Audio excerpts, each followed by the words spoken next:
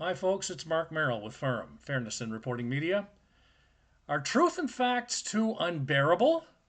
Too hard to take? Too hard to swallow? First off, we've come across some audio from our friend Tom Fitton right here with Judicial Watch about Kamala Harris after the convention. You'll find this quite interesting. Citizenship verification requirement in the states because of judicial interpretation of federal law as it relates to election registration.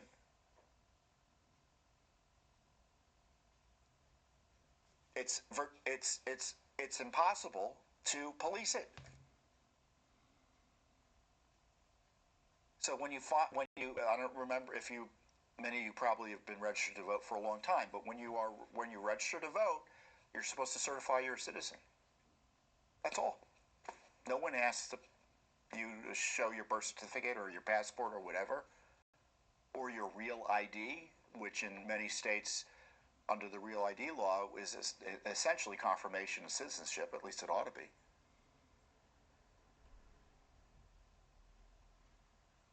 So we have a crisis, and that's why people are concerned about the presence of non-citizens here in the United States and the failure to have a way to put some teeth into the law to prevent them from voting illegally in elections other than just relying on their sense of honor and not to do it.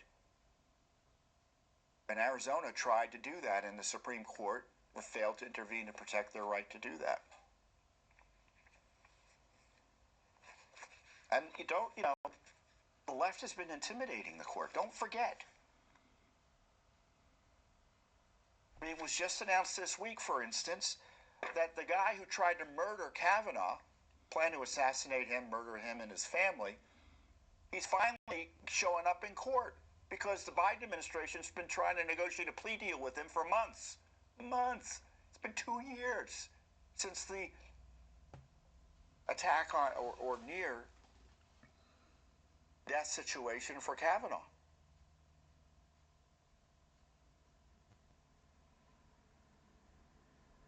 And remember, that was all part of the intimidation campaign by the left. He was motivated by that over the court's rulings on abortion and things like that.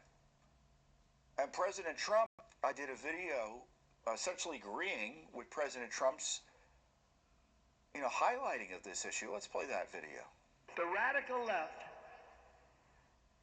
harasses our judges and harasses our justices. They scream at them. They call them names. They say they're incompetent. They're horrible. They're this. They're that. They should be impeached. They're constantly saying they should be impeached. But they're screaming. And you know what? It has an effect on some people. But so far, they've been very strong. It's really horrible. I believe it's illegal what they do. And I'm trying to give you things that you've never heard before, and this is true. I believe they are playing the ref. They're constantly criticizing some of our greatest justices and a lot of great judges. Yeah, playing the ref. Trump's right. And I fear we sometimes get these awful decisions as a result. I mean, on the other hand, the court is very conservative on some issues, but on election issues, it's been weak in my view. And so, or stop them from voting if they're registered to vote, other than the honor system, that maybe they'll say, well, maybe we'll be arrested if we vote illegally, even though we're registered currently. And the Supreme Court didn't want to deal with it. 5-4. Excuse me, 6-3. So that's just an excerpt, folks, from Tom Fitton of Judicial Watch, as you see pictured here on top of our candidates, as it were, of Kamala Harris and also Mr. Trump. Interesting information, however, we want to start the program with, because basically what we are talking about here is collusion, corruption, and anything else you may want to call it as we start this episode called Our Truth and Facts Too Unbearable. Apparently they are for the left. So just what are the facts about the two presidential candidates here, folks? Well, we've put together just a sneak peek from a news source called News Nation. And this list is not, folks, is not bottom line accurate from either party, the RNC or the DNC, but from the candidates. Because one candidate, Donald Trump, is very flexible and open to interviews and debates, while the other candidate, Kamala Harris, is very closed and detached from reality on the U.S. citizens' concerns, and she demands only certain questions should be asked and known in advance of the interview or debate itself. Yike. Sounds communistic to me. Don't know about you guys. Something sounds pretty fishy there. Yep. So, folks, just keep that in mind as we move on here. And here we go. Hold on to your seats. According to News Nation Network, which is newsnationnow.com/politics, if you want to find it, and we'll put that link, of course, on our program as well here at the end in the commentary section. But News Nation says they're committed to covering the issues that matter most to voters so they can make the most informed choices possible at the polls. Here is how the leading candidates' policies compare on key voter issues. Now, we're only going to cover a couple of them, folks. This compilation from other news organizations and posts and descriptions of how former President Trump and Vice President Harris compare on some of those issues facing our country today, and also how they've responded to take action.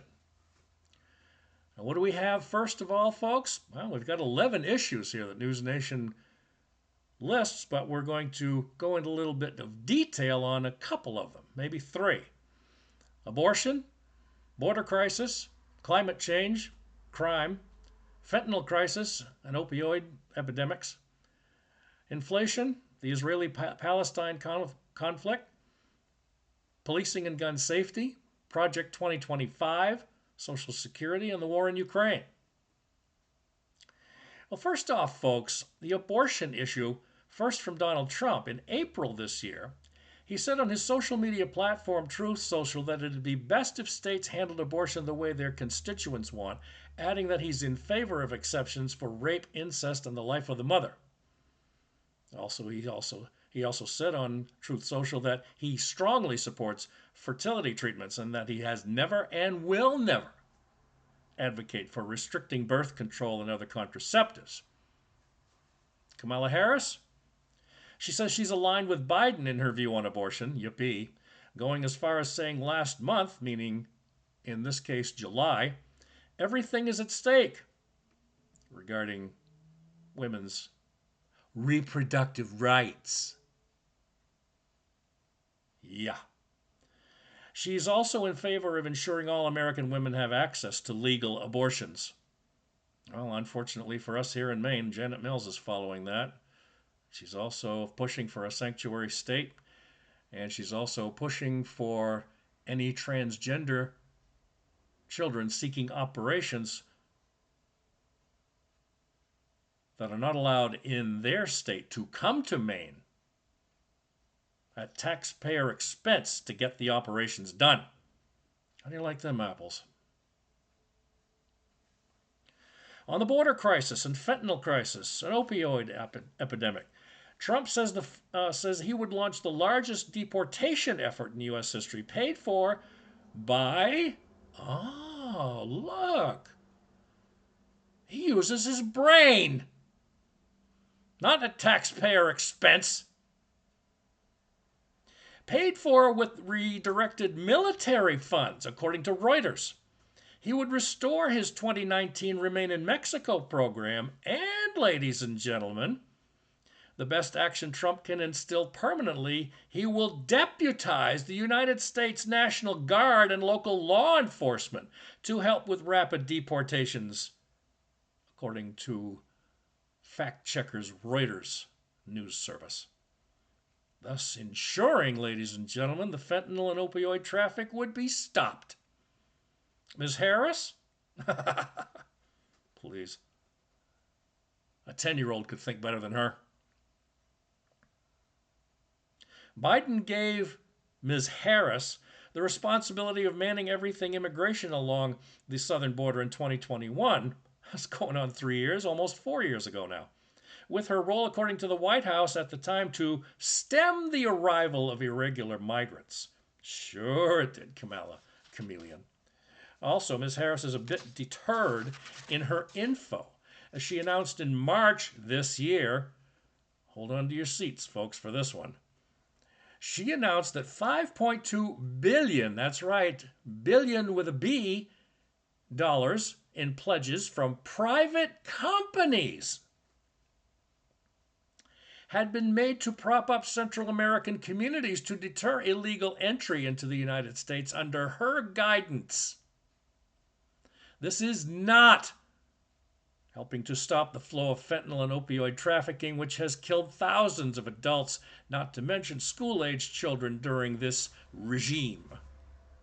So for more information and details on the issues facing American citizens, our existence as a safe and secure republic as well, you can visit newsnationnow.com/politics. And like I said, we will certainly make sure you have that link. As talked about, folks, the abortion issue is quite a priority, but not as much as the economy in this country. So get people back on their feet and stop with the price gouging and the needless spending, throwing bad money after good. Bring down gas, food, and other necessities of life in this country. But abortion, yes. We'll be back. Miss Kristen Hawkins here, who represents Students for Life America. They are currently on an ongoing basis here, folks, recruiting, training, and mobilizing the pro-life generation to abolish abortion. Keep her in mind. Border crisis? Kamala says, what crisis?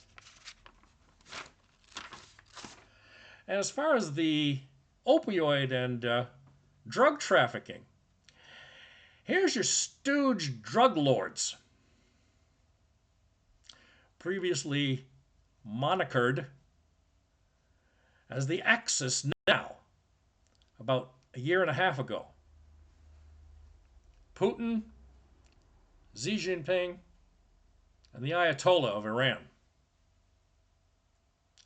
Wonderful. If the Three Stooges were alive, I think they'd be insulted. We have to stop, folks. We have to stop DEI and ESG. Enough of this nonsense. Not just the top one, when it comes to culture and society and conversations and debates and plain old agree to disagree conversations. But the environmental, social, and governance part of ESG. This is reprehensible, folks, and it's got to stop. Now, in the meantime, folks, as we finish up the program here, on some definitions we want to bring to you through dictionary.com and thesaurus.com. I think you'll find these interesting, to say the least. When it comes to what honesty means and what the opposite of honesty means. Honesty is a noun, as in truthfulness and candidness. The synonyms for that are just a brief list of the ones that they give here, but are the strongest matches are bluntness, equity. I know, you could be surprised at that one. But more what we want to emphasize here at Firm, folks, is fairness with honesty, faithfulness, honor, integrity, loyalty, morality, and responsibility. Now, what about when it comes to the opposite of honesty? The strongest opposites, according to dictionary.com and thesaurus.com: corruption, disgrace, dishonesty, dishonor, distrust, evil, falsehood, immorality, and unfairness. It sounds like they kind of know what they're talking about when it comes to the dictionary and the thesaurus there, folks. Sound like that to you? In conclusion, folks, on this program about truthfulness and why in the heck is it so awful to talk about? Well, here's some sample sentences here, folks, about being appreciative of care and honesty. From Fortune magazine: we do that through transparency and honesty, but also by being provocative and making sure nobody is indifferent about themselves, whether that opinion is good or bad. Also from Fortune, the gap in views on honesty, which is smaller 11 points in Wisconsin, suggests a potential shift in how voters see the current choice as distinct from the 2016 election and more beneficial to the Democratic candidate. Fortune also says, in all honesty, there is no reason to have access of it all the time. A little bit of a disagreement there. And lastly, from the Washington Post, of all places, in his new book, a Gabe Ulla author, Mr. Chang, scrutinizes his own success, bipolar disorder, and depression with the same honesty and bluntness that has made him such a critical figure in food culture. He's made a success out of himself in a positive way, folks. So, there you go. That's what it's all about. And we hope you will vote accurately and thoughtfully and research as much as we do, folks, here at Firm. Mark Merrill, once again. Check us out at rumble.com/fairnessmedia1. Also on Twitter, YouTube, and 24 hours a day, 7 days a week, right here at fairnessinreportingmedia@gmail.com. fairnessinreportingmedia@gmail.com. Safe travels to everyone out there, and as always, peace to everyone.